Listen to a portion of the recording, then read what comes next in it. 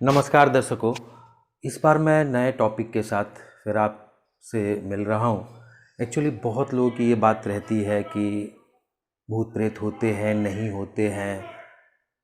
व्यक्ति के जीवन में इसका क्या प्रभाव होता है, क्या बुरी शक्तियाँ होती है, आदि आदि बातों को लेकर मैं चर्चा करना चाहूँगा और ये बताना चाहूँगा, स्पष्ट कर देना। देखिए, आज तक जो भी है बहुत सी चीज़ें घटनाएं होती हैं और व्यक्ति अपने मानसिक स्थिति या असंतुलन की स्थिति में रहता है तो उसे चीज़ें निगेटिव लगती हैं और वह भूत प्रेत साया आदि चीज़ों का बात करता है। लेकिन वास्तविकता ये होती है दोस्तों, मैंने इस पर काफ़ी रिसर्च किया है। मैंने बहुत सी ऐसी कुंडलियों को देखा है जिसमें राहु की महादशा या केतु की अंतर्दशा जब चल रही होती है तो व्यक्ति के जीवन में अचानक ऐसे ऐसे घटनाक्रम आते हैं और व्यक्ति को लगता है कि कहीं ना कहीं उस पर बुरी साया या किसी बुरे व्यक्ति का प्रभाव है। तो इस तरीके से वह मायूस हो जाता है और उसे लगने लगता है अंतःकरण में कि कोई बुरी शक्तियाँ उसके पीछे में काम कर रही होती है। मैं मान सकता हूँ 5% केसों में ऐसी शक्तियाँ रहती हैं, लेकिन ऐसी शक्तियों का अंत भी काफ़ी बुरा होता है और उन शक्तियों पे न विचार कर हम 95% जो कुंडली के माध्यम से जनित होता है या व्यक्ति के जो डेस्टिनी में होता है या जो ग्रहों या ग्रहों की महादशा या अंतर्दशा चलती है या सूक्ष्म दशा, उसके अनुसार व्यक्ति का बहुत सी ऐसी स्थितियाँ आती हैं कि व्यक्ति की जब गोचर कुंडली में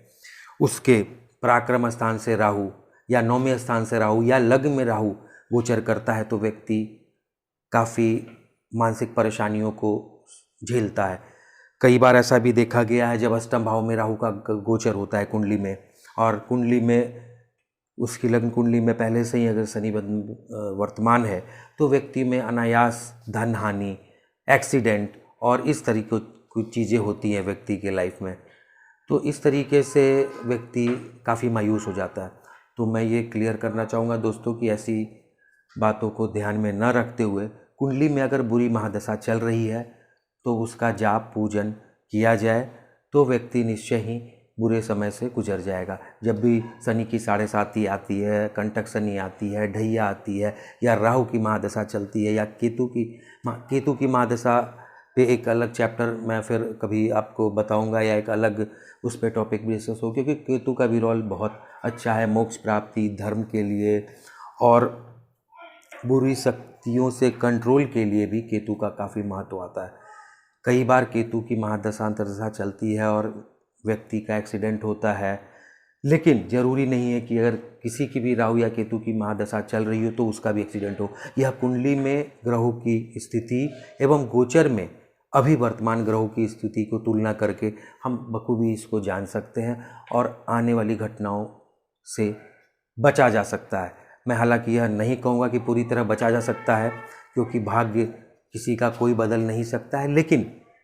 भाग्य में जो तकलीफ़ या पीड़ा आने वाली है उसको पूजा, रत्न या उपरत्न के माध्यम से थोड़ी बहुत कमी की जा सकती है। तो मैं और एक चीज़ इसमें इंक्लूड करना चाहूँगा। तो कभी कभी गुरु की महादशा चलती है और राहु की अंतर्दशा आती है तो गुरु की कुंडली में क्या पोजीशन है एवं राहु गोचर में अभी आपके 8वें भाव से, 6ठे भाव से या 12वें भाव से गुजरता भी है तो व्यक्ति को काफ़ी कठिनाइयों का सामना करना पड़ता है। बहुत सी कुंडलियों में देखा गया है कि ऐसी स्थितियों में उनके यहाँ चोरी होती है या फिर उनके पैसे डूब जाते हैं, उनके मेहनत के कमाए हुए पैसे। तो ये सब चीज़ें आती हैं। तो इन सब चीज़ों के लिए बहुत बार देखा गया है स्त्रियों में ये गुण कि वह आस पड़ोस की महिलाओं को या फिर किसी अपने संबंधियों को इन चीज़ों के लिए बोलती हैं कि ऐसी हमारे घर में नज़र लगी है या फिर हमारी बुरी शक्तियाँ काम कर रही है। मैं इसमें बिल्कुल रोकना चाहूँगा। यह 95% केसों में जनरली कुंडली में महादशा या अंतर्दशा बुरी चलती है तो उसका उपचार करें, निश्चित रूप से शांति मिलेगी। क्योंकि हर के जीवन में कभी खुशी और कभी गम आता है, तो इसका मतलब ये नहीं है कि आपकी अगर निगेटिव समय या बुरे समय का सामना करना पड़ रहा है तो उसके लिए कोई और जिम्मेवार है। ये इसके लिए आपकी नियति या पूर्व जन्मों का कर्म का फल होता है। तो अपनी कुंडली में दिखा के किसी अच्छे ब्राह्मण से, जहाँ अंतर्दशा महादशा, जैसे भी हाल में ही कुंडली मैंने एक महिला की देखी थी, 2 दिन पहले की बात है, तो उनकी कुंडली में राहु की महादशा चल रही है और वह काफ़ी मानसिक रूप से परेशान हैं और भिन्न भिन्न तरह की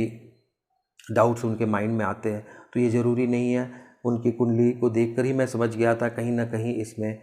बुरे ग्रह का रोल चल रहा, वाकई ऐसा था भी। तो ऐसी सैकड़ों कुंडलियों को मैंने देखा है। तो इन्हीं शब्दों के साथ मैं ख़त्म करता हूँ कि जो भी बुरी ग्रहों की महादशा अंतर्दशा चल रही है, उसका जाप, उस ग्रह से संबंधित ग्रहों का दान करके शुभता प्राप्त कर सकते हैं, या रत्न नहीं तो उपरत्न पहन के शुभता प्राप्त कर सकते हैं।